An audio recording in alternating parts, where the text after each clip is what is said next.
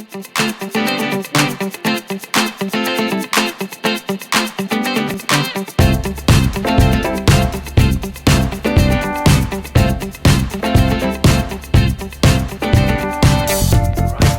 about the Torah portion of the week. This week is Parshas Lecha, where God instructs Abraham to go out from his land, his birthplace, his father's house, and go to the land which he will show him, which is the land of Canaan, the land of Eretz Yisrael. So, just to cut to the chase, we always try to understand the relevance and the meaning for us in the here and now. The Torah is the soul code. It must speak to us. So the Zohar explains God saying to Avram is really God speaking to the soul, your soul. And he's telling your soul, you have to go out from your land, your birthplace, and your father's house. So what is land, birthplace, father's house? What are those things? Land, the earthly desires, and that influence from the land, that a person has to do his own introspection.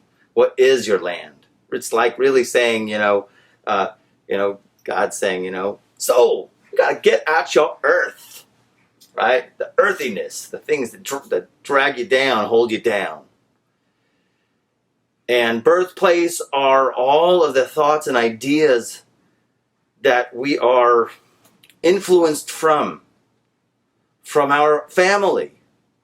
It's not an excuse to say, oh, that's what my family does. That's all we always do. Leave me alone, Rabbi.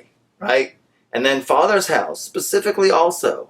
Those habits that we know, even though sometimes we say, I'm definitely not going to do what my parents did. And then we end up doing them, whatever it be, anger or saying words that were not so good or whatever they are. Right?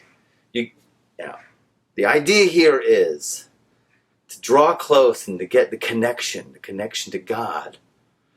You have to start to entertain the idea that the physical desires, the earth, right? And there's a lot of stuff in the environment that influences us that does hold back our relationship and our connection to the infinite. We should be in touch with those. Think about them. Contemplate what those might be. And don't work on all of it at one time. Find one thing, right? Whatever it might be for your specific path. But the idea here is the soul just wants to fly. And in order to fly, the butterfly has to break out from its cocoon itself.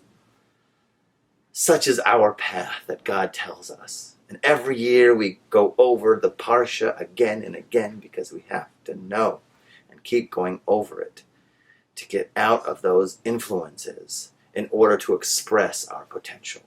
Good job.